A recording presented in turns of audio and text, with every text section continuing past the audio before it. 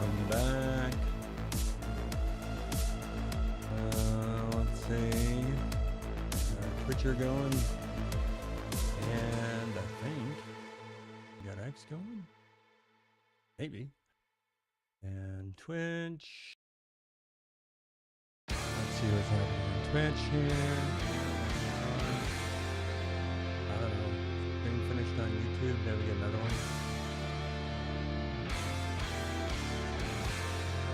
And then we got get this going. So what are we doing? Well, not much. We're just gonna go and going to use our phone again, and we're gonna go make some breakfast.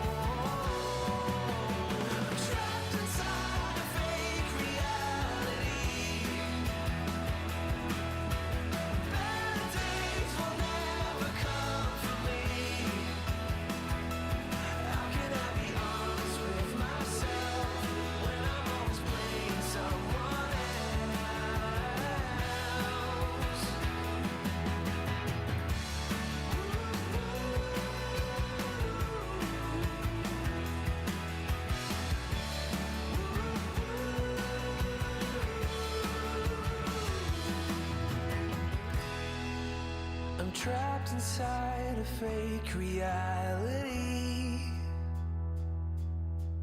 Better days will never come for me.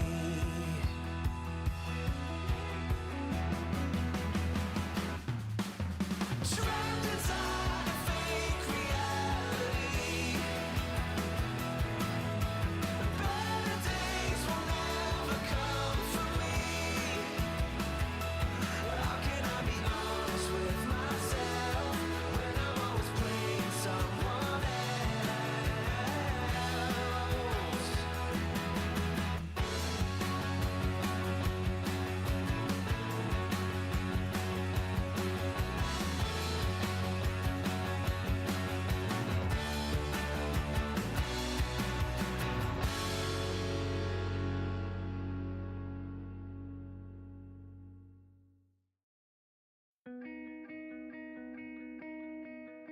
Down in the dungeon is all we know, where the shining light we never go into the open. As far as you can see, it's wasting there on big bright destiny. Don't you feel like breaking free? Open your eyes, embrace what you see now. Don't you feel like cutting loose? Yeah, cutting loose, cutting loose. I'm alive, I do or die. My mind stretched out on the canopy. My dreams getting bigger than you and me. I'm alive, I do or die. Taking the lead, now I'll never agree. My dreams getting bigger than you and me.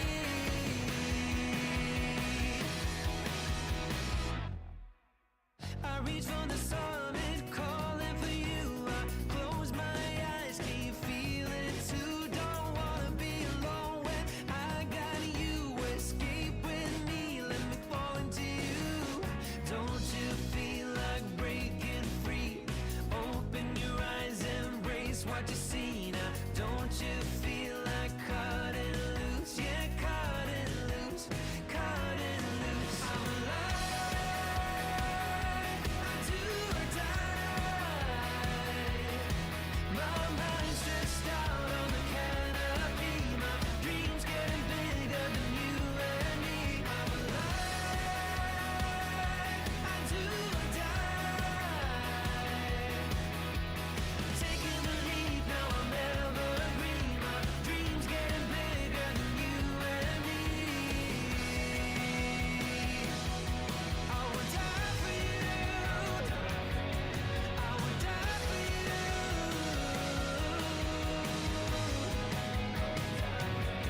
I would die for you. I'm alive, I do or die. I'm alive, do or die. I'm alive, I do or die. My mind stretched out on the canopy. My dreams getting bigger than you and me. I'm alive, I do or die. Taking the lead, now I'll never agree. My dreams getting bigger than you and me. I do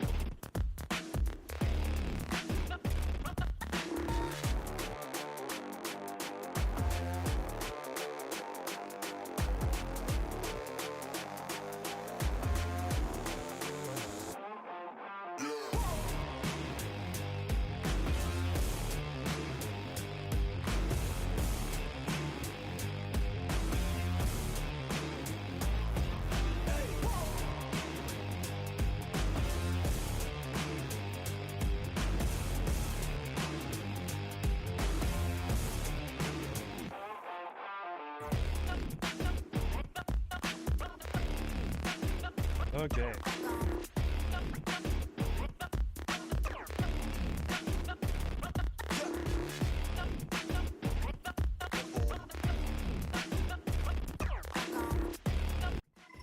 Hey, here we are. Back. Let's see if we can find. Fix my green screen. Hey, Judge. Oh, I didn't see you. Hey, Judge. I don't know if you're still there or not. Unfortunately, I can't hear anything from the camera. Annoying. I can't hear anything. Yeah. I don't know. Let's see. While I eat my breakfast, what I usually do, I'm just gonna hit YouTube here.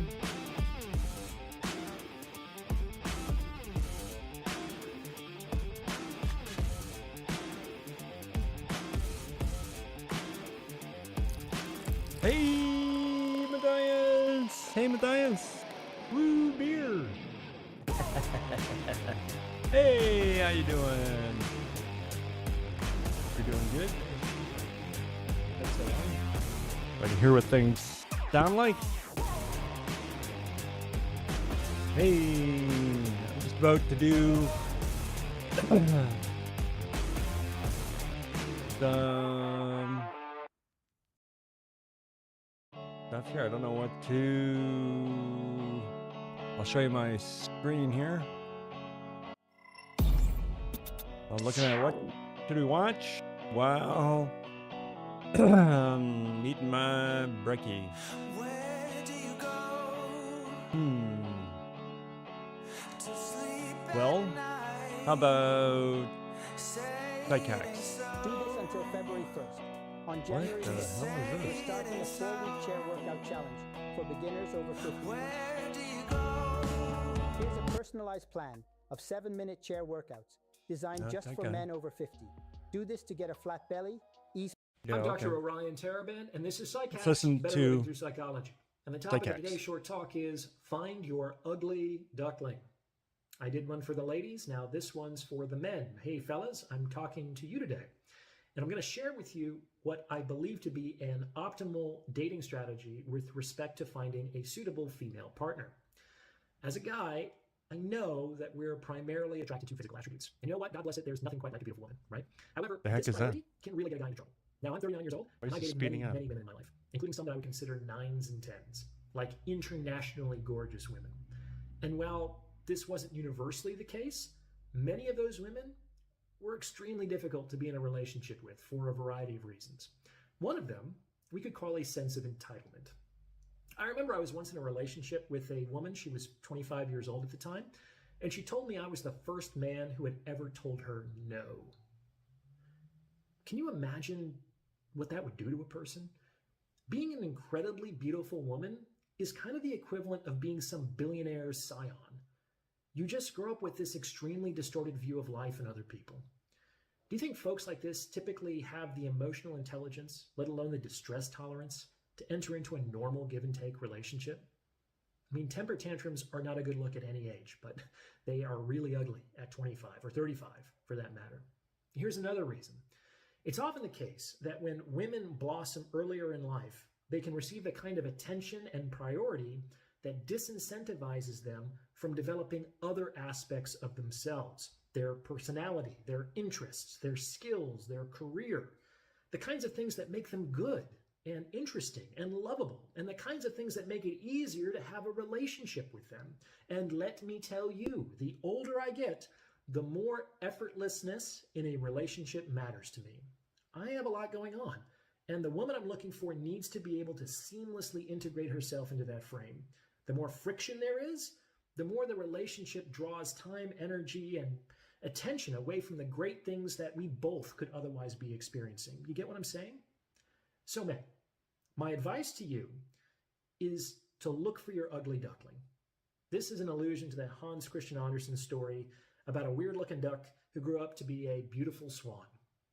Some women blossom at different stages in life. And I've dated some very, very attractive women who didn't really come into their own into their late 20s or even their early 30s.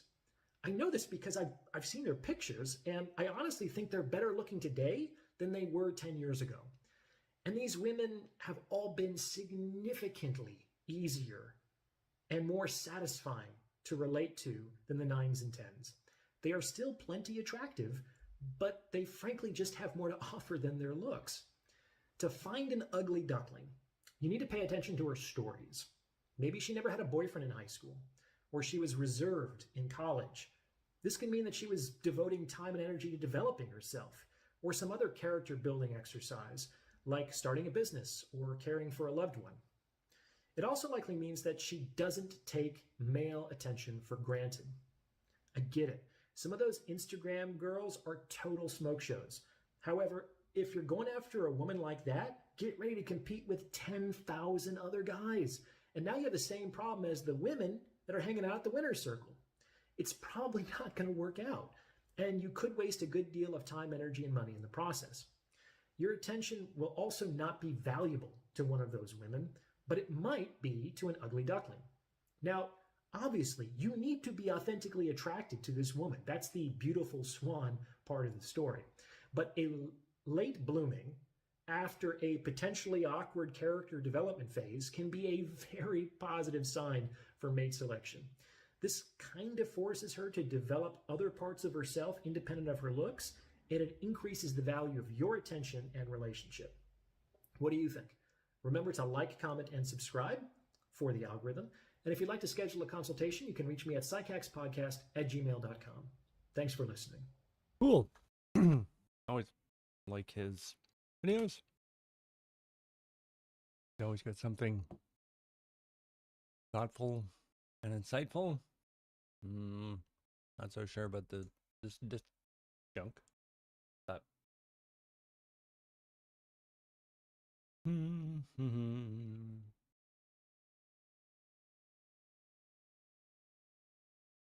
so tonight I think, what are we supposed to be doing?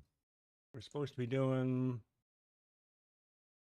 yes, a relationship truth. Yeah, we'll do that. Now can quantify what is required to win. And so here's the thing. Yes. The best entrepreneurs in the world had the Didn't biggest finish this failure resumes. last night. And so I don't even want you to win. I want you to build your failure resume. And so if you're like, oh, it must be easy for you to say, I lost money on my first 2 real estate deals I ever did. Almost lost all the money I put in. I've lost money on crypto when I put it in years ago. I lost money on bad hires. I've lost millions in bad hires. Actual hard costs, not soft costs. I've had 6 failed businesses. I've had 9 failed partnerships. And so I bring these things up because you're not gonna hit it out of the park on the first shot. But the crazy thing about how success works is that you only need to win once. That's the crazy part, is you only have to win once. I'll read you this quote from Jeff Bezos, which is what I started my first book, $100 Million Offers, with. We all know that if you swing for the fences, you're gonna strike out a lot, but you're also gonna hit some home runs. The difference between baseball and business, however, is that baseball has a truncated outcome distribution. When you swing, no matter how well you connect with the ball, the most runs you can hit is 4. In business, every once in a while, when you step up to the plate, you can score 1,000 runs. This long-tail distribution of returns is why it's important to be bold. Big winners pay for so many experiments. And when he says big winners pay, they pay in failures. They pay in the scars that they have to incur and endure along to hitting it out of the park and hitting it out so big that they never have to swing again. And so I want to make this as real as I possibly can. I just found an old note from myself to myself that's 12 years old. And so I talked about my $10,000 per month income goal. And reading it got me actually pretty choked up. This is all to say that no matter where you're at in your journey, you've just got to believe with all your fucking heart that you're going to make it. Because no one else is going to believe for you. Because you can never expect someone to invest in you more than you invest in yourself. And the crazy thing is, some people say they'd kill for a shot or they'd die for a chance, when in reality, they won't even wake up 60 minutes earlier for it. So we've eliminated the distractions, all of the things associated with not doing this stuff. And now, hopefully, I've removed some of the mental BS around getting started. And so now, once you start, you gotta get better. Connections, money, looks, intelligence, those are all great. But you can beat someone with all of those things if they have only one trait: an insatiable desire to improve. No matter where they start, it's hard to beat someone who improves every second of every day without giving up. And this is why earlier I said ambitious people buy skills, and they pay for those skills with time and money. And in order to have the time and money to invest in those skills, they have to take them from somewhere else. Because the thing is that your resources are zero sum. And this is something that a lot of people aren't comfortable with. Whatever you choose to spend your time on, you take from something else.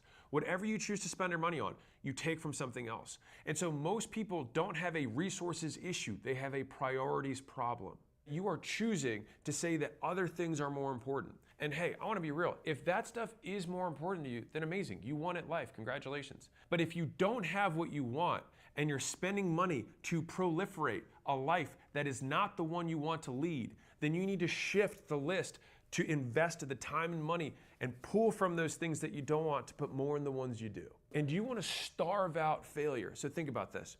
One of the easiest ways to have more money is to work more hours. And you're like, how is that possible? Well, when you work more hours, it actually kills two birds. One is that you actually make more money when you work more hours. But on top of that, you don't spend money because you have less time to spend it. And so every hour of work is a net positive in two directions. So it saves you money you're not spending and makes you money.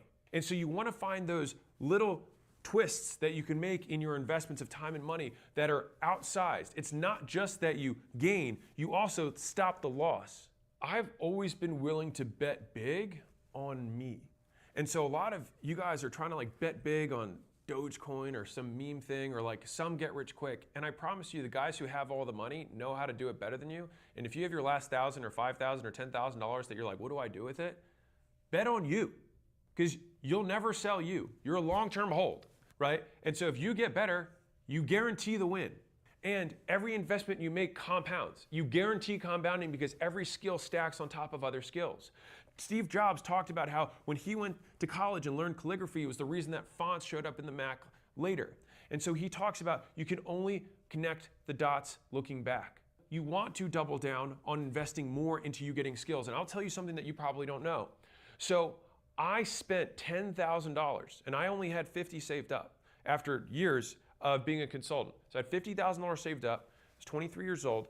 This was my life savings. I spent $10,000 to get a gym coach. I joined a mastermind for gym owners. Fun fact though, I didn't have a gym, but I figured if I go to a mastermind of gym owners, I'm gonna learn so many of the things that they made mistakes on when they started their gym. They're gonna have opinions on how I should lay out the square footage, what locations I should pick, what model I should use. And so rather than say, oh, I'm just gonna find out all these failures on my own and take 5 times as long, I was like, I'd rather pay $10,000 to pull 5 years forward into the present. And so I was able to get that first location up and profitable and outsourced by month 9. Now, some of the guys in the mastermind were at year 5 and still hadn't done that. I pay down my ignorance tax as much as I possibly can because the cost of you not being able to achieve your dreams, the price is ignorance. And the debt that you pay is the distance between where you are and how much you'd be making if you knew how to do it. I've told this story before, but I think it's something that's so ingrained in how I think in terms of how I price what I'm willing to pay in time or money. And before I tell that story, I move geographically whenever I see an opportunity to get around someone who's better than me. And so when I wanted to learn fitness stuff, I moved to an area where I knew there was other fitness entrepreneurs that I was like, well, maybe I'll be able to hang out with them a little bit and I'll learn a little bit there. And I went to a city that I didn't know anything about. I knew no one. And when I wanted to get in the gym space, I said, well, California is like the capital of fitness, SoCal. So I'm going to move out to Southern California because the best guys will be there. And if I can win there, I'll be able to win anywhere. And so I moved out to California without knowing anyone. Whenever I've had these big transitions in my life, it's not only being willing to bet with my money and bet with my time, but also bet with my geographic location. I'm willing to risk losing the relationships that I had to gain relationships that I need. And so 2025 for you might mean that you have to leave where you're at. And that could mean across town, but it could also mean across the country or even across into a different country. It may mean that you're gonna take all this money that you used to spend here and spend it in an entirely different way. You probably are gonna have less stuff, and that's okay. because that stuff only deteriorates, it only gets worse, but you will only get better. Don't invest in Dogecoin. Don't even invest in the S&P 500. Invest instead in the SME 500. Invest in you because you will always beat a 10% return in the stock market. And if you think that Dogecoin is going to outcompete your personal growth, you're never going to win. Anyone can get rich fast as long as you're willing to make no money for a long period of time while you work to get good enough to get rich fast. And so I told you I'll tell you that story. The story goes like this. A guy is actually using this as a sales close to an audience. He wrote $1 million on a whiteboard in front of an audience. And so then he called out to a lady in the front row and he said, "How much do you make, ma'am?" And she said, $50,000. And he said, "Okay, well, right now, you pay reality $950,000 every single year for not knowing how to make $1 million." And when I saw that, I realized that the value of the skill of making $1 million is the difference between what I'm making and what I could be making. And people wildly undervalue how much more they could be making once they have a skill. And so if you're the type of person who can actually follow instructions, show up on time, smile, be able to fail and keep going, virtually all education will net you a positive yield. Because let me ask you a question. Would you pay $950,000 to make $1 million and be able to make $1 million every year? Well, that would be an insane deal. You pay it once and you get the skill forever. So every year after that, you make $1 million a year? Well, of course you should. Now, once you make the $1 million a year, are you willing to give 100% of what you make to make $10 million a year? Of course you should. And that's why education is by far the highest return. You can learn how to make $1 million a year for probably close to $200,000 a year. And you're like, well, where do I spend that? You'll spend that on conferences, you'll spend it on seminars, and it'll likely be in $2,000 to $5,000, sometimes $30,000 chunks. But for some reason, you're willing to spend this on some academic who hasn't been in reality for 20 years because they're on tenure and thinks that the world is just going to hand you stuff because that's their reality because they're government funded. Or, hey, I'm Sophie, and I'm one of the AI voices from Voicer. Move along. My voice sounds so you can pay money to people who live in real private businesses who do this stuff for a living. And here's the thing. I have never paid for education and not gotten more than what I paid for. Now, I don't want to conflate that with the fact that I've paid for things that I didn't think was worth that money to other people. But I always ask myself, okay, number one, how can I become the best student who's ever gone through this? How do I become this person's number one success story? And I've told every program, every partner, every vendor that I've ever worked with, I will be your biggest success story. And so the reality is, once I am their biggest success story, is that because of them or because of me? And I think that's a choice that you get to make. Am I going to be the number one success story, or do I want to be right and prove that they're not good? Well, congratulations. Maybe they're not that good. Well, what does that leave you with? No skills and less money. If you choose to succeed anyways and say, what can I learn from this person? Because I've learned just as much from bad people as I have from good. Because a lot of times getting good is actually the removal of bad. And so if you find out other ways that people do a terrible job, it's also a wonderful way of figuring out how to not do a terrible job. And so if I want to create a product that's exceptional, and I say, let's say I want to put a phone, a camera, the internet, email, all in one place. If you remove all of the stuff that sucks from all of those things, what you're left with is an iPhone. Most times, you can always get more than what you pay for when you invest in you. So let's get really tactical. If you really want to double down on you, which will by far, I mean, think about this. 10% improvement is the S&P 500. So you're saying that you could take, okay, let's be real. Let's do real math. So let's say that you've got $10,000 saved up, okay? Let's say that's what your savings is, which by the way makes you like a top 40% American, FYI. So let's say you've got $10,000 saved up. You could put it in the S&P 500 and have that $10,000 be $10,900 1 year later. Or you can spend that on something that can triple your earning capacity, and next year, instead of making, let's say, $50,000 a year, you make $100,000 a year. Well, which of these increases, the $50,000 plus increase, is more than the net of the 900. Because you lost the 10, you spent the whole thing. Here you invested it, here you spent it. But did you spend it, or did you invest it in an asset you could control?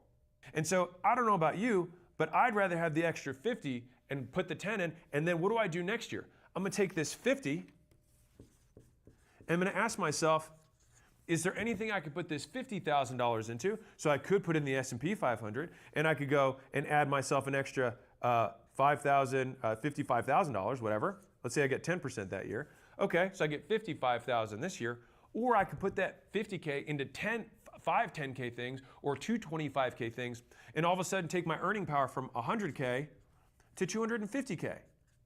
Wow, what a deal. But I'm gonna lose the whole 50 again. And so the thing is that on my way up, I basically took my savings and I spent it almost every year on education. Because why on earth would I want the future to take longer to get to me? When you buy skills, it's the closest approximation to buying time. And so there's this big thing like you can't buy time. False. You can buy the future at a discount. And you buy the future at a discount by buying the skills required in order to get there faster. And so if it could take you 5 years if you did it on your own, or it could take you 1 year if you paid 4 different people to help you out with each step of the process, why would you not want to pay all of the money you have to get to there and then have 4 years of gain with that new baseline? You now are living 4 years, 5 years into the future. It's like you skipping from being 20 to 25 and you getting the earning power at 25 plus, but now you're just 21. And then when you're at that point, you pull the next 5 years for it. And when you're 22, it's like living like you're 30, right? Like now at that point though, you might spend all your savings yet again. And this process has been one that I have consistently done for the entirety of my career. And it just gets to a point where you can't even spend the money. And so my very controversial advice is spend all your money on education for as long as you possibly can until you can't even spend the money because you're making too much of it. And so how do you become an expert? You do more repetitions than anyone else in a narrow field, which also means you fail more times than anyone else in a narrow field. And so if you want to beat someone, just try 10 times harder than them.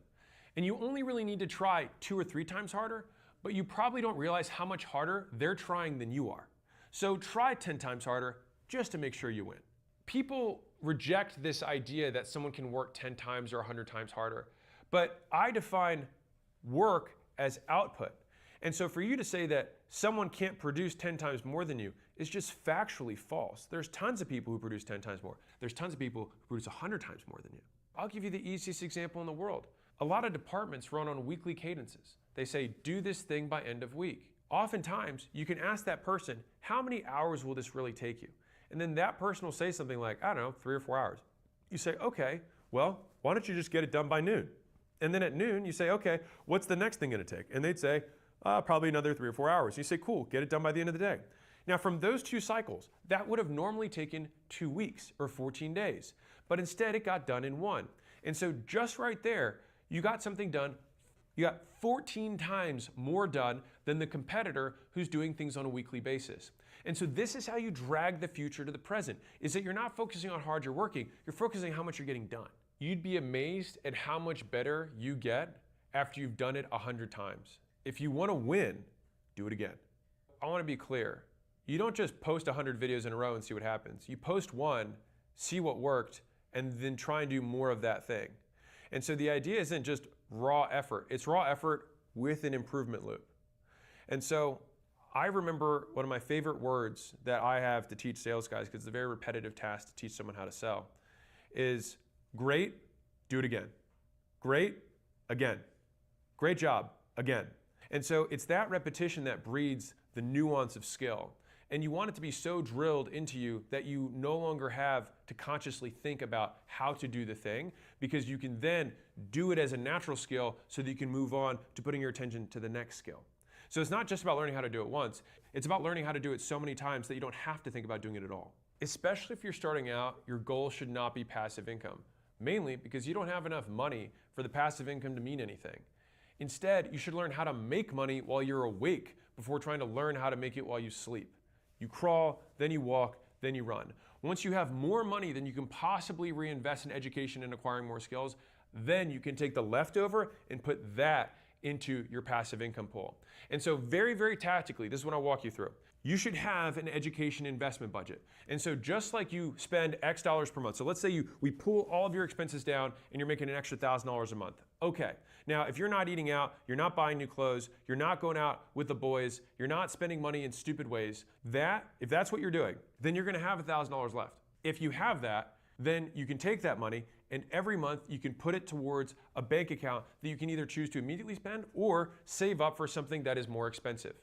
And I can tell you that a lot of what I learned when I bought programs and seminars and conferences and things like that wasn't even from the content itself, but it was connections that I was able to make at those types of events that I was then able to leverage the one skill I had, which I was good at sales, and then start giving that away to every person I met so that I could collect those IOUs and then learn skills for free. Has a woman ever lied to you? Played games with you, made you feel unloved, unwanted, like absolute garbage? And so it's like I really just needed the ticket to get in the room, and then I could trade with everybody else with the skills I had to then get to learn theirs. And so as wild as this sounds, at the end of 2025, you could be dead broke, but rich in skills. And so let's say at the end of next year, you actually have no more money, but you now have the ability to make more money. And so just like my father had to start over from nothing after losing everything, he didn't lose everything. He still had the most valuable thing he had, which is that he was a surgeon. And so he knew a skill, and he could make it work here like he'd make it work there. And that is something that no divorce can take from you, no government can confiscate, and it's something that's with you till the day you die. And so that's how you get better. You keep going, you keep improving the feedback loops, you invest appropriately, and you keep going all in on you. We've eliminated everything that's bad, we've started something that's good, we've gotten even better at being gooder, and now finally, we've got to stick to it when it gets tough, because it will. Here's something that's taken me way too long to learn. Staying focused is like beating addiction. It's not a one-time victory. You have to fight it all day, every day. Then wake up and do it again tomorrow. Because the thing that's going to distract you is going to change every day. The thing that's going to trigger your addiction to distraction is going to keep morphing and changing its form so that it can steal or rob you of your future. And so you have to be adaptable in knowing that you have to fight it every day. And so it's not good enough to just say I was focused for this week. You've got to wake up on the 8th day and the 9th day and do it again. And so you remember that guy who got rich drop shipping and day trading and buying crypto and wholesaling all at the same time? Yeah, me neither. Focus. To win in business, you need to be able to say no without remorse and hear no without a loss of enthusiasm, which means that you have to keep feeling rejection, keep failing, and keep going while being willing to reject basically everyone else. And that seems so counter because you're right there and you're like, man, I don't want to reject this person because I know what it feels like to be rejected. You need to be able to maintain this discrepancy so that you can create the space to do the work that needs doing. So there have been a couple of lessons that I have learned over and over again in my career. I've had to relearn. So it's a lot like a fine wine. It's like it gets better with age and there's more nuance to the flavor. So I think focus is not are you focused or not, it's how focused are you? And you can measure someone's focus by, again, the quality and quantity of things that they say no to, which means that as you get better, more opportunities will emerge, which is interesting because people who start out can't see opportunity anywhere. And it's because they have so few skills. And so there's very few opportunities for them. When you have a lot of skills, there are so many opportunities that are in front of you that you feel like you're missing out.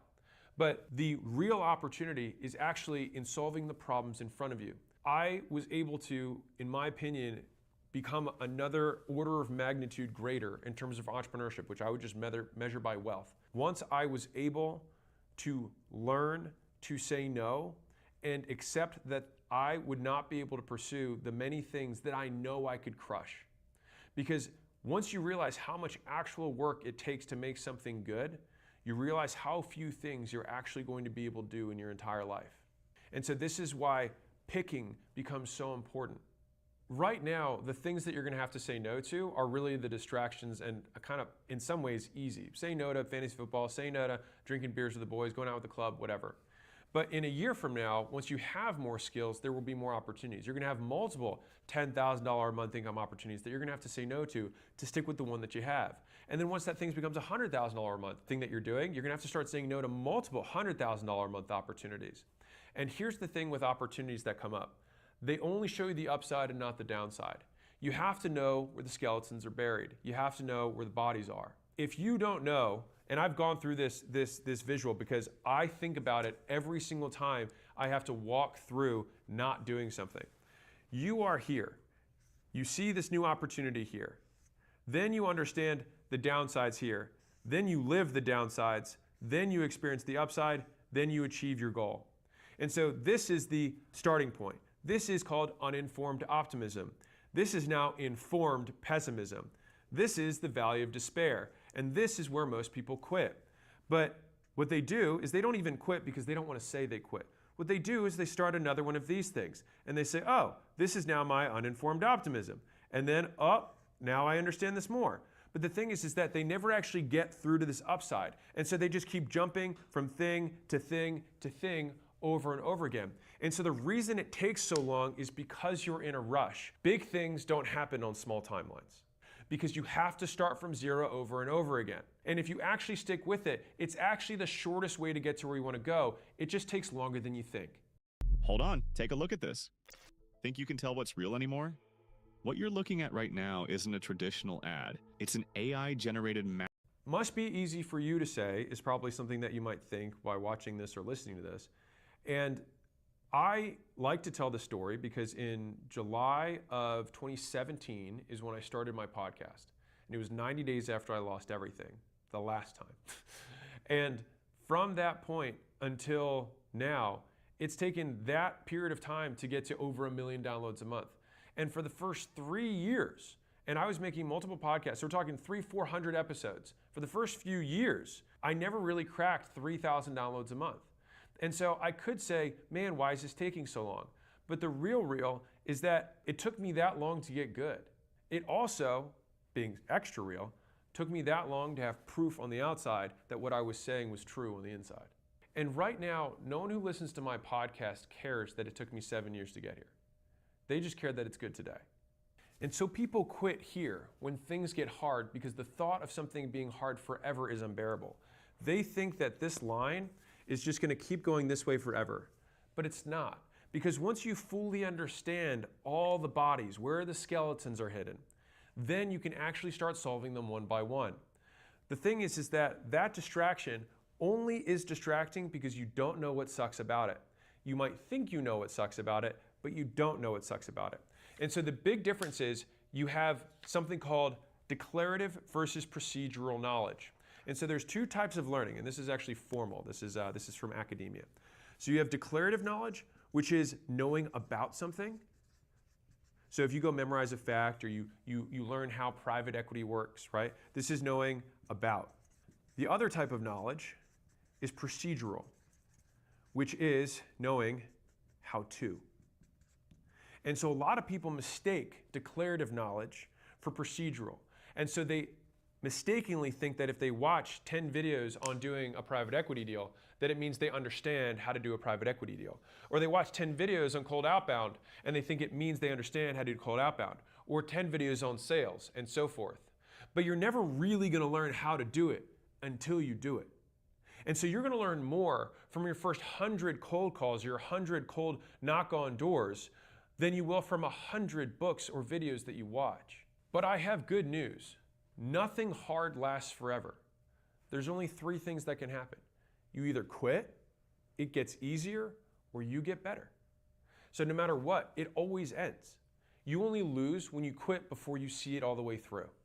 And I think that's incredibly encouraging. So no matter how hard whatever it is that you're doing is, which by the way just means that your expectation doesn't match reality, but no matter how hard it is, you either quit, it gets easier because something changes externally, or you get harder, something changes internally. But no matter what, it will end. Think about it like you're mining for gold, right? You're chiseling away underground and you've got this pile of gold. You don't know how far away it is, but it's underground and you're digging towards it.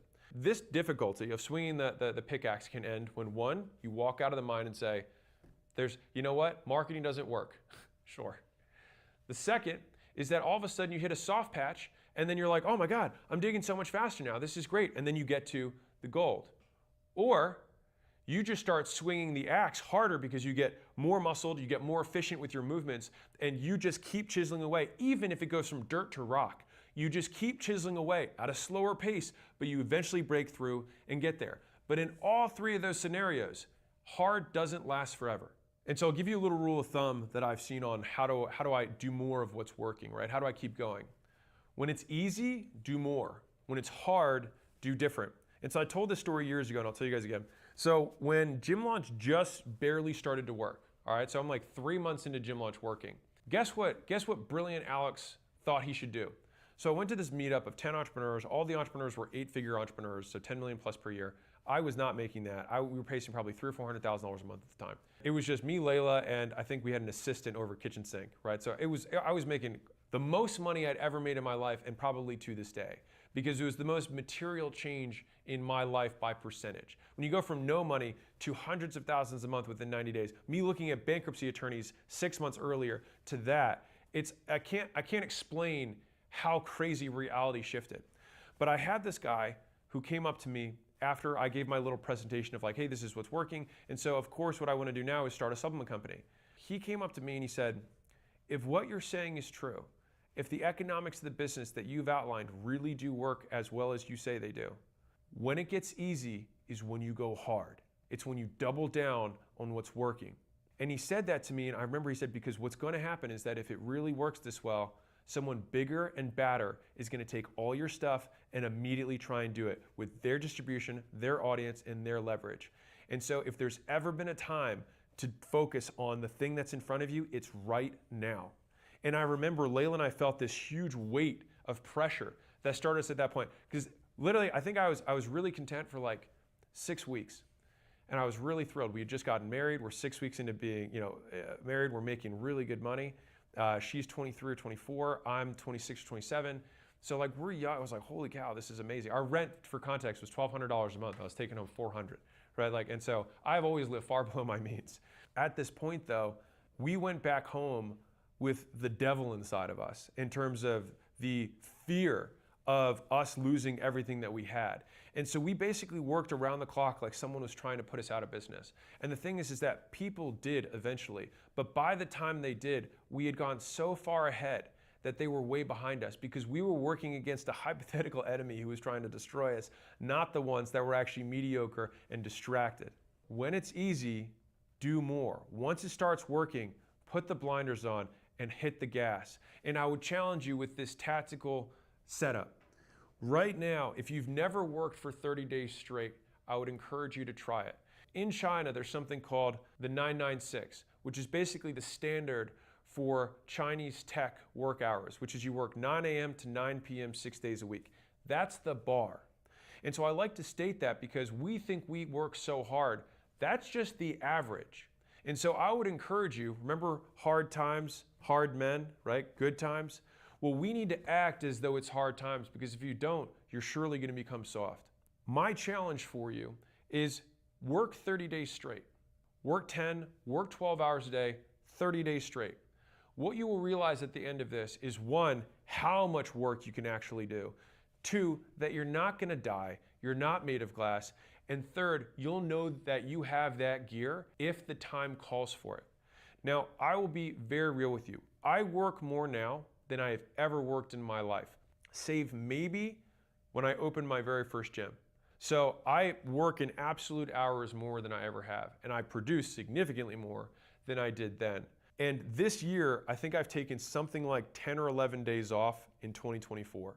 I would measure a day off as any day where I worked probably fewer than 4 hours. I put this as context, and I had a security guard who was here at acquisition.com earlier this year, and he was talking to some of the younger guys on the team.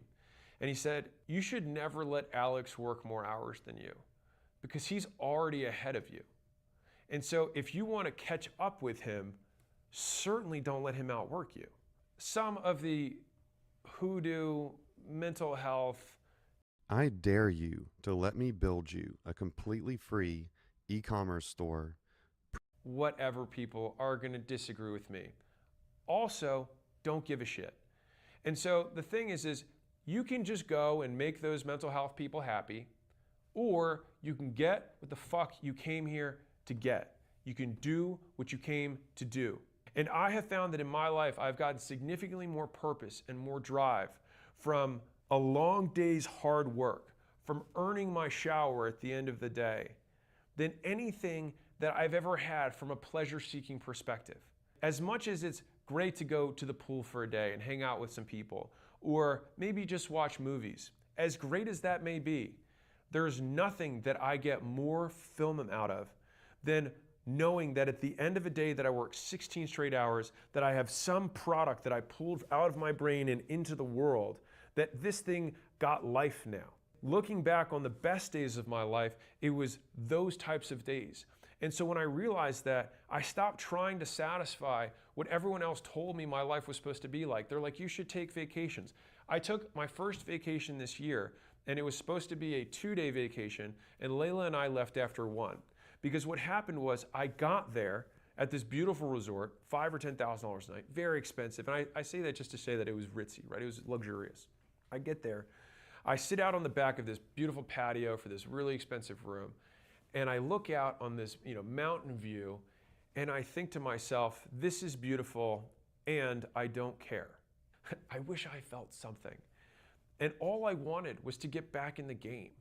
And so I realized that even that little mini vacation was something that I had done because I thought it was an expectation. It was unspoken or spoken from someone else in my life.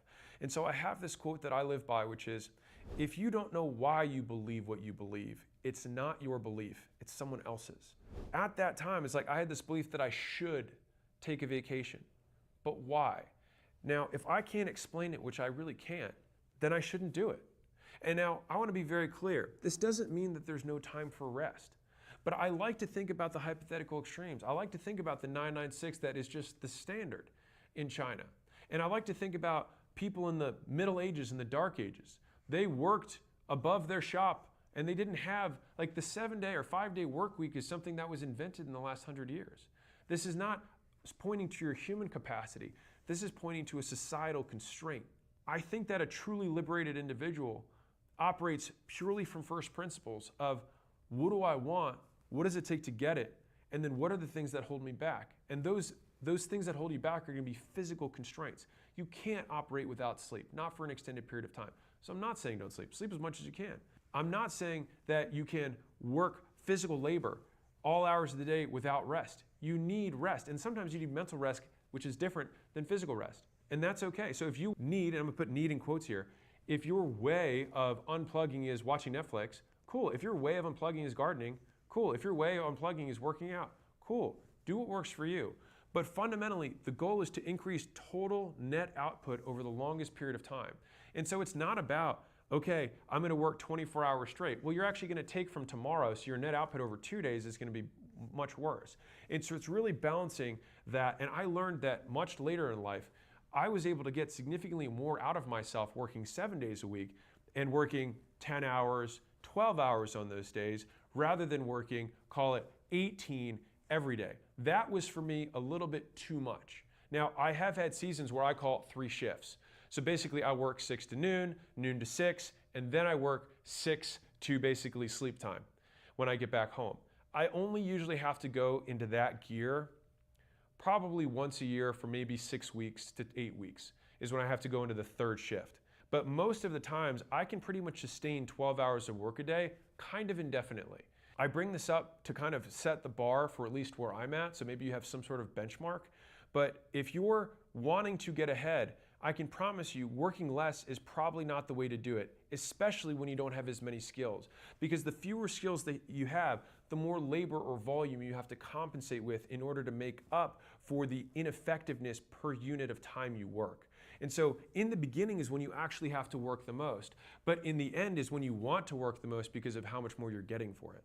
So my team wanted me to make this point because they've obviously seen me work and they're like, I don't think this is coming through in this video, which is that I have an obsession with speed. This seems kind of weird in juxtaposition with patience, but this is the very classic micro speed, macro patience, whatever ism you prefer. The idea is though that you want to pull reality forward. And so I always like to break things down, whether it's me or my team, into how many hours and minutes something's going to take. And then I like to stack those things back and forth. And rather than using arbitrary deadlines of, okay, let's get this done by next week, you use actual deadlines based on how long it should take. And then when you find out how long something takes, you then ask the next question, which is, how can I make this take less time? How can I automate this thing? How can I automate portions of this work? How can I give away chunks of this? How can I deem some of this unnecessary? And so that continuous cutting and pulling forward of tasks is how you can move so much faster through life and towards your goals. And so I have this weird mental belief that there's like this big path in front of me that I have all these skills that I have to achieve to hit these milestones. That is laid out on this time span. And so I reject the timeline, but I accept the skills.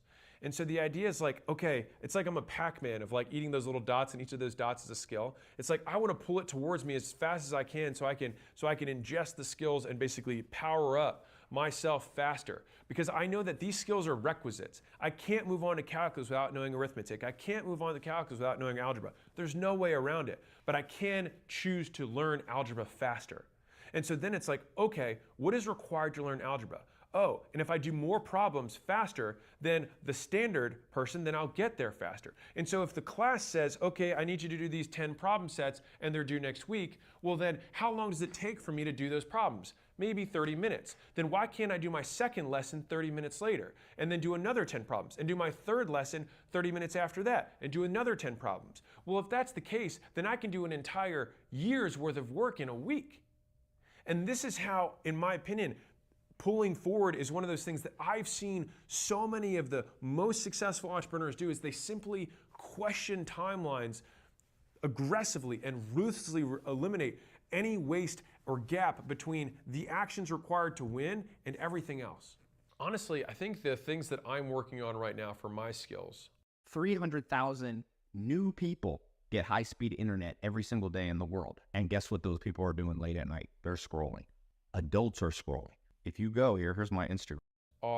I'm learning how to reinforce cultural norms across a company that continues to scale, which I define as the rules that govern reinforcement in an organization.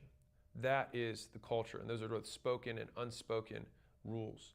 And when I say rules, I mean when someone does this, they get a pat on the butt. When someone does this, they get chastised or they get a ding, right? And the thing is that people like to say they have a good culture here, but the culture is 100, 1,000 unspoken rules, and that's why it takes people time to learn and figure out what the culture is when they go somewhere new. You can give someone a list of 100 rules, and if you were very granular, you could figure it out. The problem is that the culture changes based on the people who change the reinforcers. And so that means that the culture in a team could be different than the culture in the company because the person who's closest to them manages it differently. And so that changes the behavior. And so that's why a sales team can have a different culture than a marketing team, a different culture than a finance team, a different culture than an HR team. And so I'd say right now, a big focus of mine is trying to standardize the rules that govern reinforcement across an organization that scales and making sure that everyone is aligned with that style of work. The second thing that I'm working on right now is basically the highest level of recruiting. And recruiting and talent is actually kind of like focus, where it's one of those skills that I don't think you ever master. You just keep learning how many more levels there are to it. It's like right when you finish it, you realize that you're at a sub-peak and there's actually another peak beyond it. The mist lifts and then you see the next steps. And so, like focus, I thought, oh, I was focused at $100,000 a month because I could turn these opportunities down. And then you got some even sexier opportunities. You got to learn how to say no to those. So the same thing happens with talent, is that you're willing to tolerate a certain amount of mediocrity at one level that is no longer tolerable at a level above that. And the types of people that you bring in, you have a higher standard, a higher bar for those people, and attracting them in the process associated with getting them to buy into your culture, your vision, and getting them to take their skills and apply them to your opportunity is a skill set that I am working on now, because fundamentally I have a belief, which is the best talent is always yet to come. And that's predicated on the idea that if I get better, my opportunity will get better, and that will attract more people and better people. And I bring this up because I basically want to translate one thing, which is that the reinvestment in learning skills never ends. And so Charlie Munger said this: you just have to be a lifelong student. You have to be willing and want to learn. So I actually had an example of this. So recently there was somebody on Teams. I did a bunch of one-on-ones over the last week because I was looking at one of the departments. And one of the guys said, hey, I have this particular skill. I was hoping that we could eventually have a role that only does this thing. And I said, you know, it's interesting that you ask or you make that request, because if I were you, I would not think that way at all. I would think, how could I learn 10 more skills? Rather than how can the organization meet my demands, it should be, how can I let my skills meet the demands of the existing business? It's asking reality to meet you where you're at, rather than meeting reality where it is. And I think that too many people do this. Why can't the world insert be more convenient for me? Well, the world is uncaring and doesn't care about you at all. And underpinning that statement is the entitlement, is the expectation that it somehow should. And I think that is a poverty lens. And so the wealthy accept the world for what it is and then choose to maximize and adapt. Everyone else tries to stomp their feet and throw tantrums and say how it's not fair. And they're right. And so what? There's a Haitian proverb that has nothing to do with cats and dogs that I think is relevant right now, which is, behind mountains are more mountains. Goals aren't finish lines, they're mile markers. And I think that's a great mental frame, which is that you think that your goal is to get to $10,000 a month, or $100,000 a month, or $1 million a month, or $10 million a month, whatever your goal is. And I can promise you, having hit those, you just move it again. The mist lifts when you get there and you realize there's another mountaintop. But where people lose their way is when they start listening to people at the bottom of the mountain who see them at the subhead and say, you weren't happy last time when you got to the last peak. Why are you going to be happy the next time? But that's under their assumption in their poverty lens that you did it to get to the mountaintop. You did it for the climb. And they'll never understand that, and don't expect them to. I remember I was trying to understand this person who had made this really irrational decision, and I kept thinking, like, how does this decision make sense? And I was talking to my father, actually, and he said, you're trying to apply logic to someone who's illogical, and that itself is illogical. And I remember thinking about that, is that, like, there are these people in our lives that say these things that you're like, I don't understand why they'd say that. And then you try and make sense of it. But the effort of trying to make sense of somebody who doesn't make sense is nonsensical. And so if it doesn't make sense to you, ignore it, because they're going to disappear anyways. One of the things that has been true in my life is that the lazy don't know how to start, the losers don't know how to finish, and the legends don't know how to stop. And if I look at that, the lazy, the losers, the legends, I know which one I would rather be. And I also say that as somebody who doesn't believe in legacy or anything after we die. So this is tactical. Find what works, do more of what works, find the thing that's preventing you from doing more of what works, solve that thing, and get back to doing more of what works. Then repeat. Okay, this is the Automatic Course Creator, and if you are looking for the fastest and most affordable way to launch your first or next course, high ticket offer. And so the reality is that in health, marriage, business, or any game worth playing, you don't win by winning. You win by staying alive long enough that you outlast everyone else. So I will give you the advice that I gave a subgroup in school that we picked 100 people who had applied out of 500 plus to basically do a 90-day sprint to help them start a school community. So we wanted to do a more in-depth kind of training, things like that for this special group so that we could see if this new implementation yielded better results. And so the guy who we had running the group asked me, he said, can you give any kind of like words of wisdom to these guys before we kick it off? And so this is what I told them. Number one, follow instructions. Number two, when you reach something that you don't understand how to do, Google first. Number three, when you figure it out, post it. Others also may have struggled. 4, actually follow the rule of 100 daily, which is that you reach out to 100 people, you make a post that you spent 100 minutes on, spend $100 plus on ads, and you spend at least 100 minutes a day making and improving ads and researching ads. As long as you do those things consistently and you get better, you will see results. And the amount of you that I see who tag me in like day 4, day 20, day 30, the guys who are at day 60 of Rule of 100 are like, I have more business than I can possibly handle. The problem is no one sticks with anything. And this is why I want you to stick with it. Rule number 5, you will be excited for a week. Then excitement will end. And that is where the work begins. 6, your work works on you more than you work on it. You are the product that's getting built more than anything that you're actually putting into your business. Remember that. 7, everything is unscalable in the beginning. That's the point. It's how you learn every piece of it. And once you learn every piece of it, people will call you an expert. 8, the pain of repetition is what forces you to seek improvement. When you figure out ways to get more for what you do, you've gained skill. People want to avoid the pain. One of my favorite bodybuilding coaches, Milo Sarchev, talks about this in the context of how to grow a muscle. He says, find the pain. And then he'll just shout, he'll be like, suffer, suffer. He's like, stay there, find the pain. Because the thing is that pain is what forces you to change. And so if you encounter the pain and then say, oh, it's not working, that's the pain that you need to lean into, because when it's not working is what will force you to do an improvement. And that's how you get good at making better content, get good at making better ads, get good at having more effective reach outs on different channels, whatever. It's that pain that forces you to improve. 9, if you complain, you are dead to me. And I said this because I believe it. Like, there is nothing weaker and more helpless and that has lower agency than someone who simply complains about what has occurred. It's something that happened in the past or is in front of them in the present, and regardless, complaining literally does nothing. It's a net zero. It's a net loss. You both lose the energy that you could have spent improving, and you also lose respect from every single person that you complain to. And they will associate the complaints with you. They won't remember what you complain about, only that you complain. 10, literally thousands of people have already succeeded. You are not special. Repeat the same activities and you will be able to repeat the same outcomes. Before you make a conclusion that something doesn't work, I want you to state the objective truth of what you're claiming. You're like, Facebook ads don't work. Sure, so the $400 billion a year in advertising that gets spent on Facebook just somehow doesn't work. People aren't doing it because it's not working. Cold outbound doesn't work. Yeah, so the gazillion companies that do 10,000 emails, 10,000 calls a day, it doesn't work. What you have to reframe it as is, I don't know how to make it work. I am not good enough to know how to make it work. Because you're not making as much money as you want because you're not as good as you think you are. 11, write down every reason that you're going to stick with it. Put it in front of you and revisit it when you need a reminder of why to stick with it. 12, business is shockingly simple but surprisingly hard.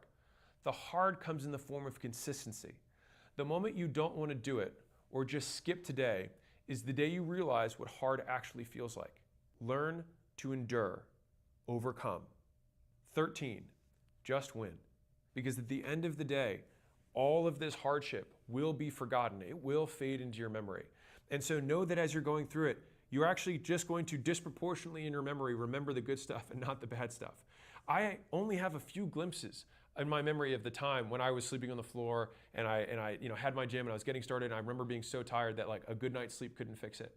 I remember that, but it's almost like I remember the words that I told myself more than I even remember the experiences because it was so long ago.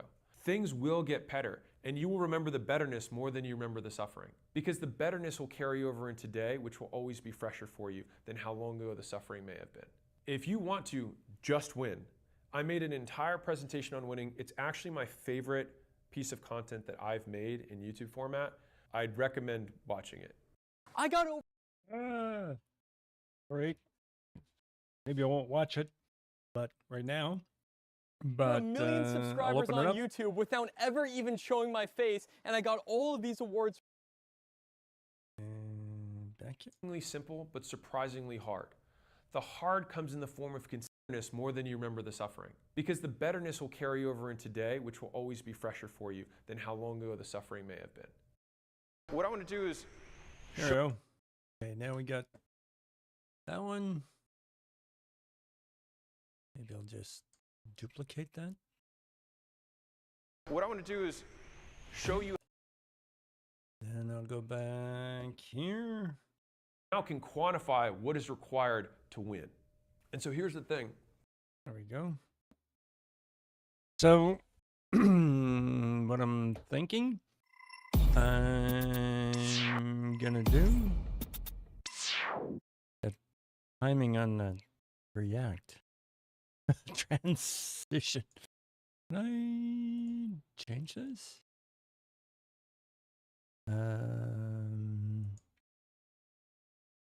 about just playing with my transition here. Okay.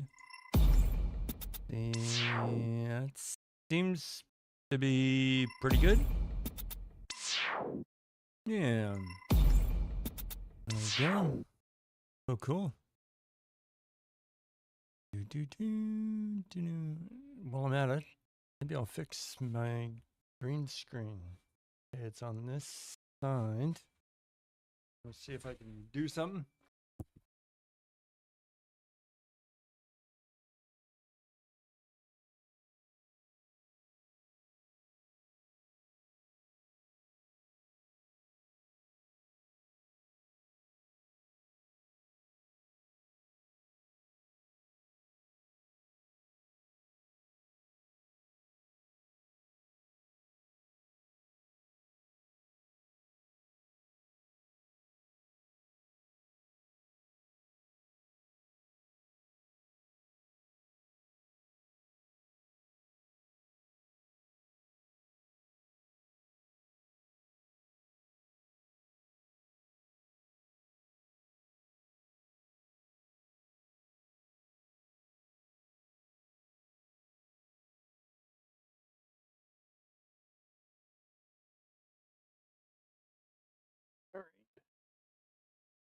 Okay, so that's not working. Let's try something else. Ooh. That one. Okay. Well, I get two things to play with here. Okay.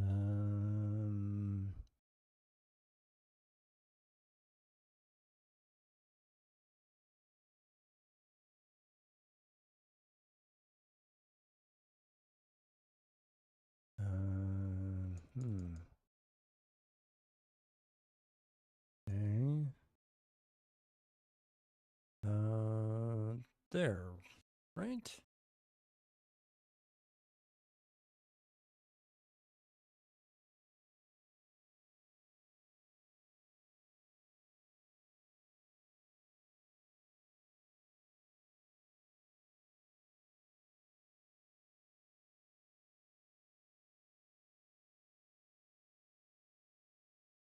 Ooh, wait. I didn't even notice. Whoa, that's not working. Losing the other side here. Wasn't paying attention. Yeah, that's not good.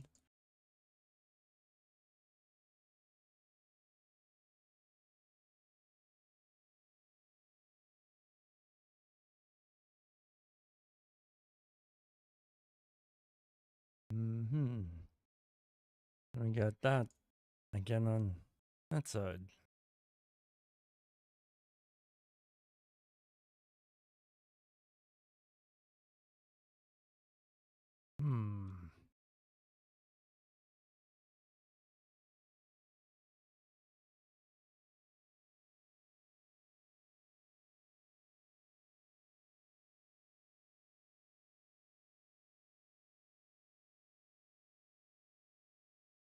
Well, I guess that's good as that. Ooh, YouTube. The ASA PvP. We got meshed. Hang on. What happened, brother? I don't know why. Hang on, I'm not getting my... I have a program called Chatty. Supposed to let me know when someone chats. Not working. Hey, and Stella. ASA PvP, we got meshed. Then, oh man, right again. Guess what? We still stand. Breeding God tier. I know. Woo! Congrats. Yes, I think I got it. Well, close enough. So what I'm gonna do? I get some work to do between 6 p.m. now, so I'm going to go and do some more work, and then we'll be back at 6. We're going to talk about the relationship truth. All right. Well, thank you, Inocilia. We'll see you later. Have a good one. And yeah, we'll be back.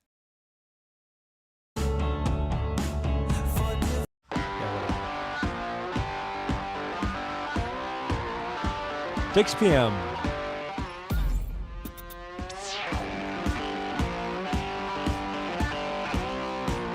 Peace to you as well.